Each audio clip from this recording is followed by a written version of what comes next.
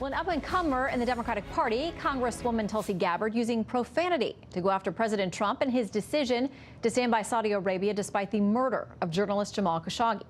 Gabbard tweeting this: "Hey, at real Donald Trump, being Saudi Arabia's B word is not America first," leading to responses like this one from Republican Congressman Adam Kinzinger. "And how would you describe your fondness for Assad?" asking for the 500,000 Syrians he murdered, including the 50,000 children who gasped their last breath because of him.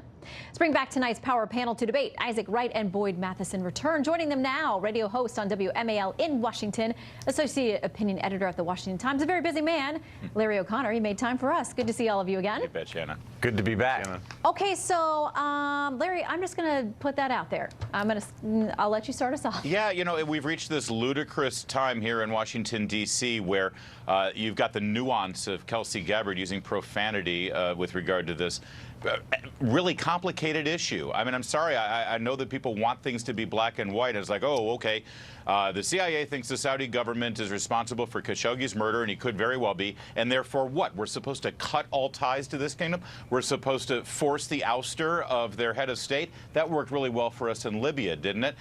The fact of the matter is, this is complicated. We have a very tenuous relationship in that region. Iran is involved. Oil prices globally are involved. This is a complicated issue, and the fact of the matter is the president did put personal sanctions on 17 different Saudi nationals who are suspected to be part of this crime.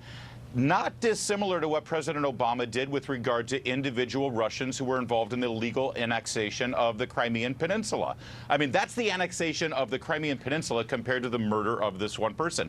Neither of those acts are good. Neither of them call for, you know, swift and draconian action. Sometimes a commander-in-chief, a head of state, has to do some complicated maneuverings, and I think the president is doing that. Well, there's bipartisan pushback, or those who think the president should have gone much farther in his comments that he made yesterday. That includes Senator Republican Lindsey Graham, who is a very close confidant and ally of the president on many things, but he thinks there needed to be a tougher line. Here's what he said. We've got a historic opportunity here to tell the people in the Mideast there's a new sheriff in town. If you disrespect us and you trample over civilized norms, you're going to pay a price. And Graham, like some others, Isaac, has made this distinction between the Saudi Arabian kingdom and the crown prince, suggesting that they need to get rid of the crown prince. He can't be the leader and us continue the same kind of relationship that we've had. Do you think there's any possibility that change happens?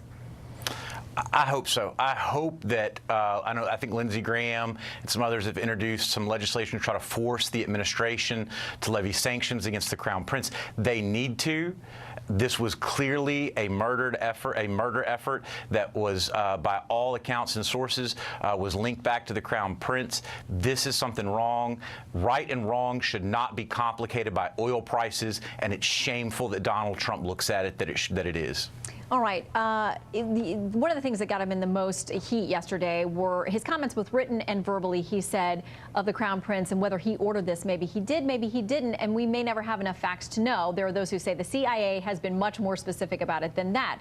We have now a letter from Senators Corker and Menendez, the top Republican and Democrat on the Foreign Relations Policy Committee, saying this to the president. They reference an October 10th letter they initially sent wanting a determination regarding sanctions under the Magnitsky Act. They add this: "We request that your determination specifically address whether Crown Prince Mohammed bin Salman is responsible for Mr. Khashoggi's murder. We expect to receive your determination within 120 days of our original request." I mean, Boyd, this is a bipartisan request to the president. Be clear about what you think about the Crown Prince's involvement in this murder. Yeah, so I think one of the things that we have to be careful of in this, Shannon, is we have to be careful of the fallacy of the false choice in all of this. We do need to have sanctions in terms of the murder, absolutely, and we need to be able to deal with other things in the region, like Iran and Yemen. The real leadership quality for the 21st century is how do you deal with allies and alliances? In other words, how do you go against people on certain issues but then align with them on others? We see that with Russia and China. We're going to compete against them when it comes to freedom, election tampering, copyright infringement, and all of those things, but they're also critical allies in dealing with North Korea. We see the same things in Europe. We're going to compete on trade and tariffs, but we also need to align with them on human rights and a host of other things. And so we have to be very careful of this false choice premise that, again, our politics leads us into. It's allies and alliances, and this is one area where President Trump's ability to be transactional is actually helpful, that he can say, okay, I'm going to compete on this, or I'm going to sanction against that, or I'm going to drive a wedge here, but then I'm going to come together on the things that are in America's best interest. Yeah, Larry, and Folks, that's one of this the things. this administration has abdicated our role as a global leader, and now we are abdicating our role as a moral leader. In what Murder is sense, though, wrong. Isaac? In what That our sense? Because there are administration those who should would just come out and say it. There are those who Murder would was say, wrong. well, okay, on that specific issues, but there are others who would say they elected this president to do exactly what he has done, That's which right. is to do things like pull out of the Paris Climate Trade Agreement, to get out of the Iran nuclear deal, which a lot of people have massive questions about.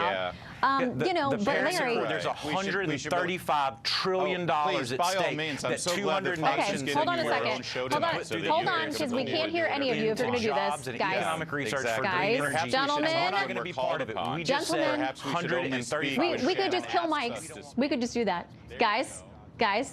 Okay, let's do this one at a time so we can hear from you. Larry, we'll start with you. Oh, thank Isaac, you, you'll get your Shannon. time. Yeah, I think he's had plenty of time. Shannon, you're right. And I think that we should all downshift on the hubris here because, let's face it, like it or not, we don't have a great track record in that region forcing the ouster of leaders. Do we forget the moral clarity that we had during the Arab Spring that forced Gaddafi out and how wonderful that was for Libya and for our interests there? The fact of the matter is, Shannon, you're absolutely right. This president did not run on the idea that he was going to spread American ideals around the world. Now, you may not like that, but he ran on the idea that we're going to enter into alliances that are benefiting Make us. sure I get Isaac in here before we're out of time. Oh, yeah, because he didn't have enough to say. Well, we want to give him fair time here. America should be a shining light on a hill. We should not cover it. We should not put the light under a bushel. We should export the American ideals first and foremost to the globe. Boyd, can we do that? Can we thread that needle quickly?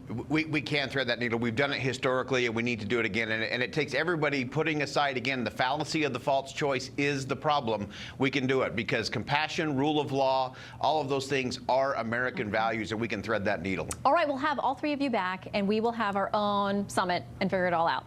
In the meantime, Thanks, happy Shannon. Thanksgiving. Happy Thanksgiving. All right, much like the man he replaced.